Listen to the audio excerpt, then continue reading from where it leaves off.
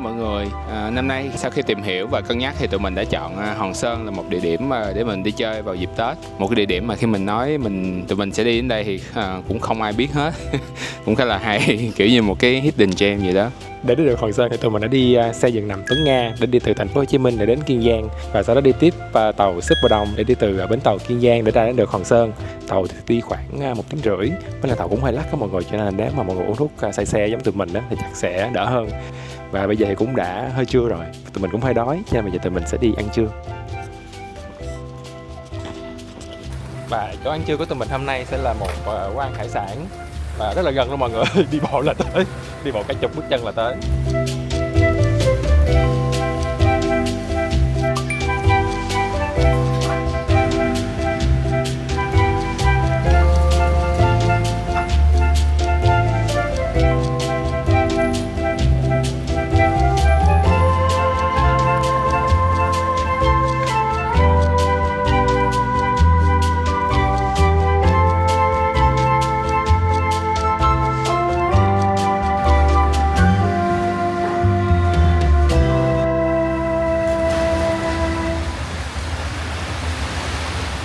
Đảo Hòn Sơn này cũng tương đối nhỏ mọi người, khoảng 2.000 người sinh sống thôi. Với lại cũng chỉ có 3 con đường chính ở trên đảo, cho nên là chuyện này tụi mình sẽ chạy vòng vòng để đi chơi vòng vòng quanh đảo.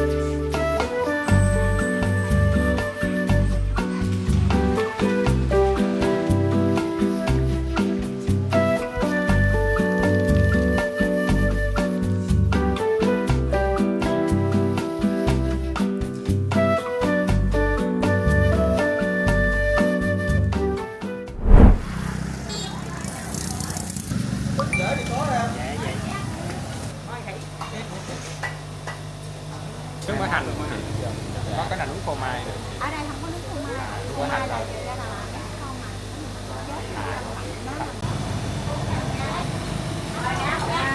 Đỡ tí cho dẻo.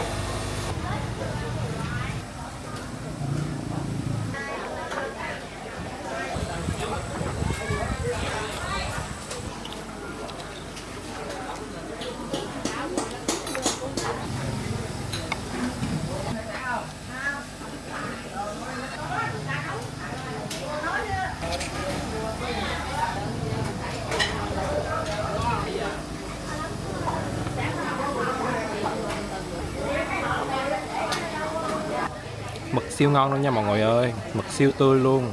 Rất là mọng nước, juicy lắm luôn á. Hay quá thịt bếp. Với mì xào ốc giác ngon nhất trong đời mình từng ăn luôn á mọi người ơi. Mì còn rất là ướt, mềm luôn á, không bị khô.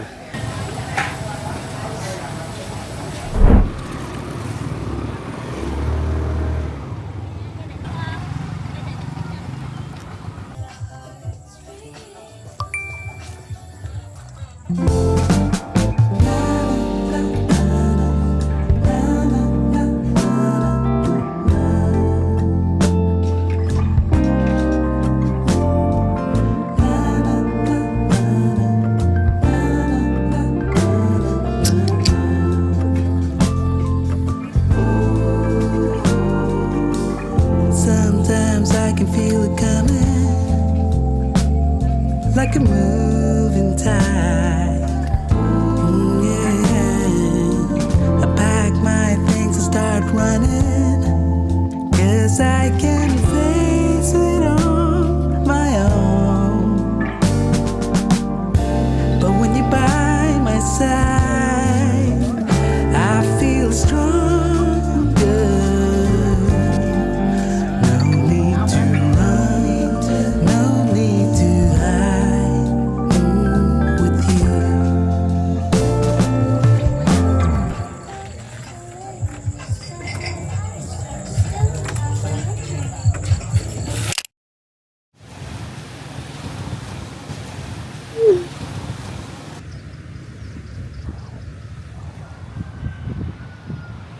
Hồi sáng nay tụi mình mới vừa đi tắm biển xong. Biển ở Hòn Sơn khá là trong với lại cũng đẹp đó mọi người. Sông cũng khá là yên nữa cho nên tắm khá là thích. Sau khi tắm biển xong thì tụi mình đã về khách sạn ăn sáng. Còn bây giờ tụi mình sẽ đi đâu?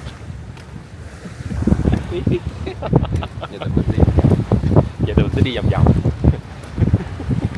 Đây là khách sạn chỗ tụi mình ở nè mọi người. Phía trước khách sạn là có bãi tắm biển luôn, tiện lợi.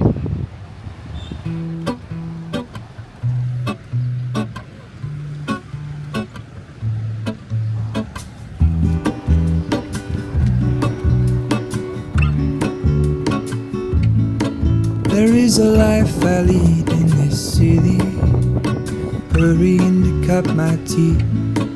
I can take what I need to get by. It doesn't make it easy.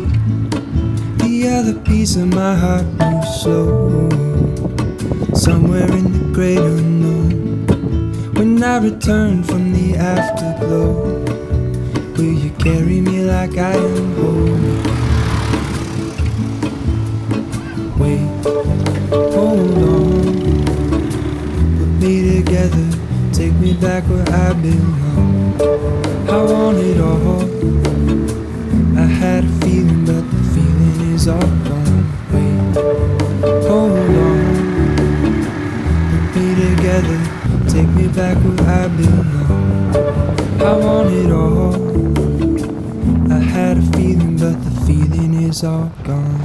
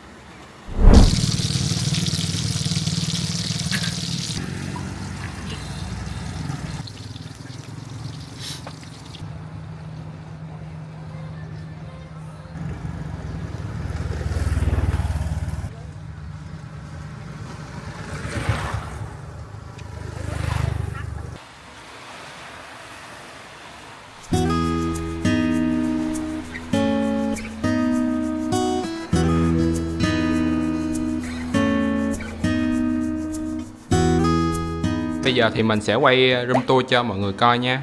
Đây là phòng view biển ở Rospera. View biển chính diện luôn. Thấy được cái cầu cảng ở bãi Bắc. Đây là phòng của tụi mình. Rộng rãi, đủ để hành lý. Có một chiếc giường rất là êm ái nè, lạnh.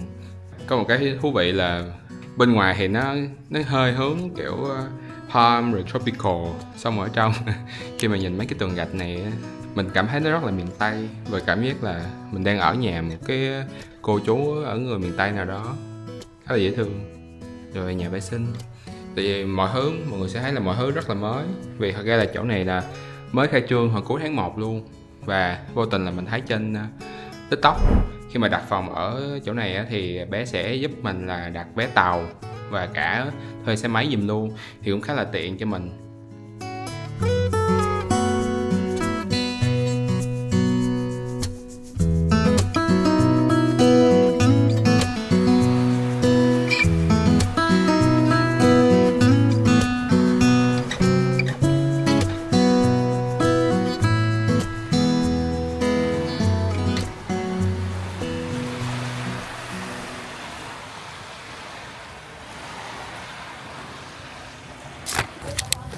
Bây giờ thì tụi mình sẽ đi leo núi Ông Rồng để lên cái chỗ mà cây tiên tuế 100 tuổi. Thì sáng tụi mình cũng có hỏi được một cái chú người dân địa phương để mà kiếm được đường ra đến đó. Hy vọng là tụi mình sẽ kiếm được chỗ đó nha mọi người.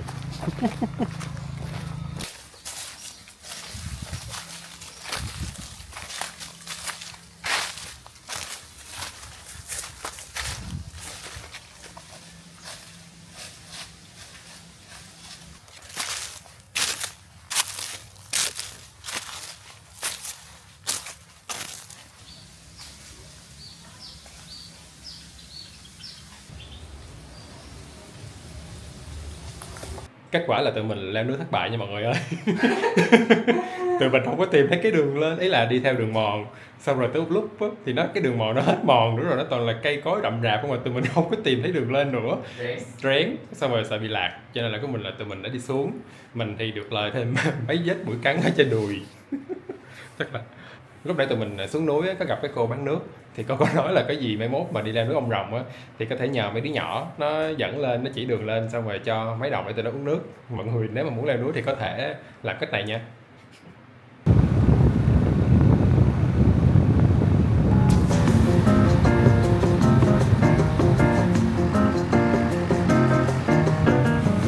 Thác nước Hòn Sơn mùa khô nha mọi người ơi, khô luôn, là nó khô queo luôn, chỉ là những bậc thang thôi.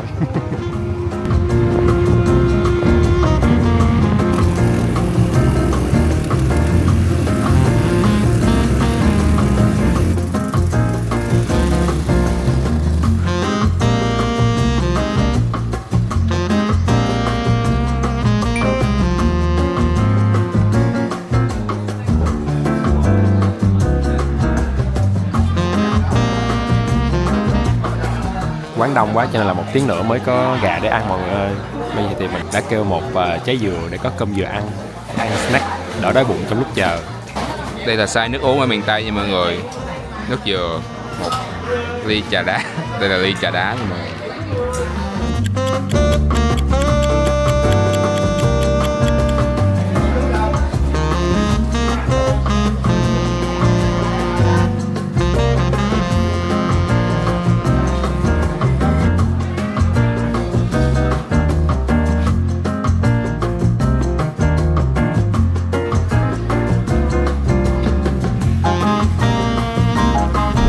Mới vừa ăn trưa xong ở bên tiệm gà đồi, thì ở bên đó mọi người phải đi lên một cái dốc siêu dốc luôn á, và phải có người chở lên, chứ tụi mình là cũng chạy lên không có nổi luôn. Cái dốc nó kiểu 70-80 độ luôn á, mà mấy anh đó chạy kiểu như không có chuyện gì á, chạy lên nó chạy xuống. Nhưng mà đồ ăn là siêu ngon nha mọi người, gà siêu ngon luôn á, nêm nếm rất là vừa miệng, cháo cũng ngon nữa. Thì sau khi ăn gà xong thì bây giờ tụi mình sẽ đi một quán cà phê tên là Hiên Tĩnh.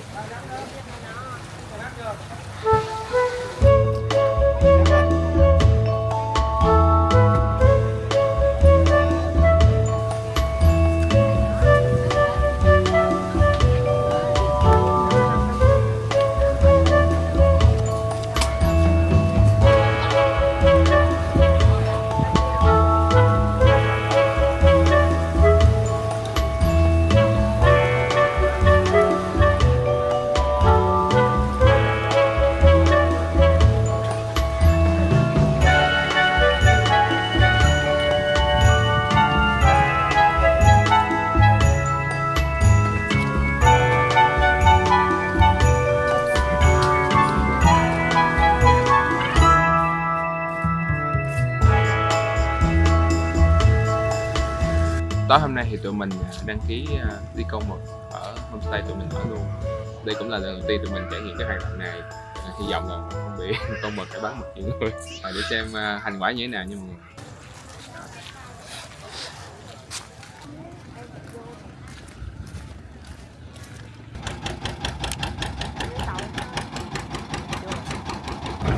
Hồng mới bị rớt với chép mọi người ơi.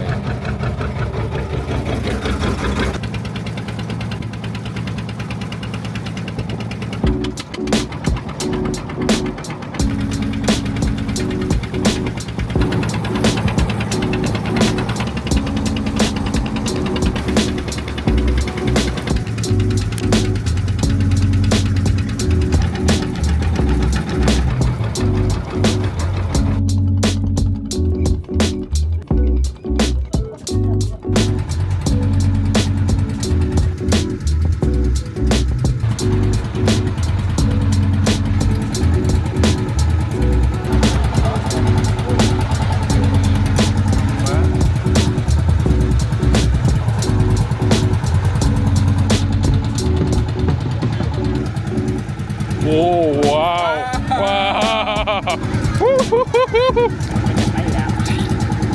Wow, có chừng.